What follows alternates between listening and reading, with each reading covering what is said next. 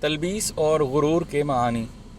تلبیس باطل کو حق کی صورت میں ظاہر کرنا ہے، اور غرور دھوکہ جہالت کی ایسی قسم ہے جو فاسد چیز کو صحیح اور ردی چیز کو عمدہ سمجھنے کا اعتقاد واجب کرتی ہے۔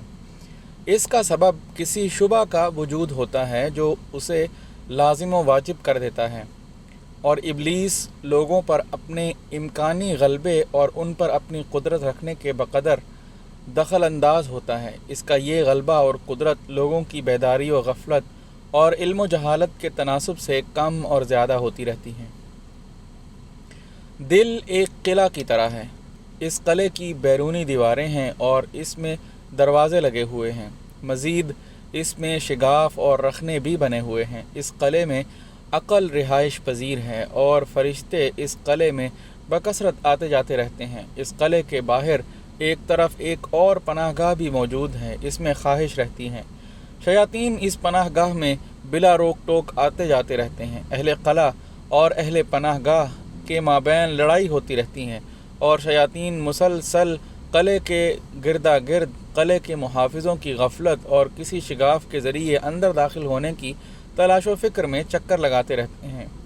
لہٰذا قلعے کے محافظوں کو چاہیے کہ قلعے کے ان تمام دروازوں کی اور تمام شگافوں کی پوری نگہبانی اور حفاظت رکھیں جن کی ذمہ داری ان کے سپرد کی گئی ہے، اور ایک لحظہ اور لمحہ کے لیے بھی پہرے داروں کو پہرے داری اور نگہبانی سے سستی نہیں کرنی چاہیے، کیونکہ دشمن کسی لمحے بھی سستی اور غفلت نہیں دکھا رہا۔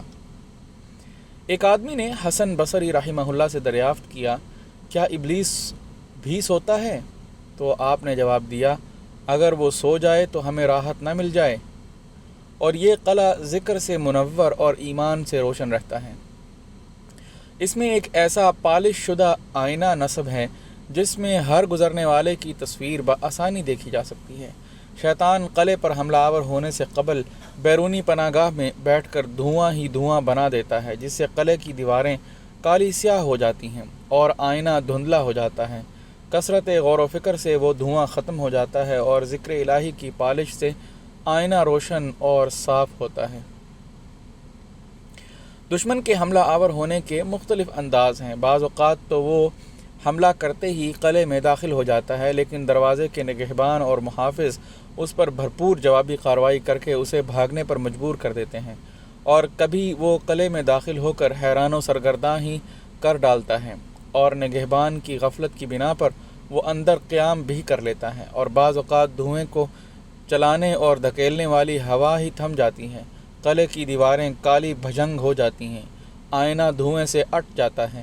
تو ایسی صورتحال میں شیطان اس طرح قلعے میں گھس جاتا ہے کہ کسی کو خبر تک بھی نہیں ہوتی، اور بعض اوقات محافظ اپنی غفلت اور سستی کی بنا پر زخم خوردہ بھی ہو جاتے ہیں اور قیدی بن کر ان کے اعلی کار بھی بن جاتے ہیں، اور شیطان ادھر قیام کر کے خواہش نفسانی کی موافقت میں کئی نئے ہیلے بھی دریافت کرنے لگتا ہے، یا اس کی مدد اور اعانت ہی کرنے پر اکتفا کرتا ہے، اور بعض اوقات شر اور شرارت کا فقیہ ہی بن جاتا ہے۔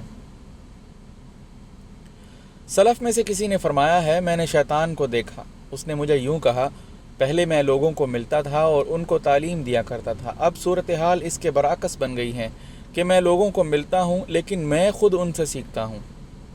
بعض دفعہ شیطان کسی ہوشیار، باخبر، سمجھدار آدمی پر حملہ آور ہوتا ہے، اور اس کے پاس خواہشات کی دلہن ہوتی ہے جسے اس نے بناؤ سنگھار اور میک اپ کیا ہوتا ہے۔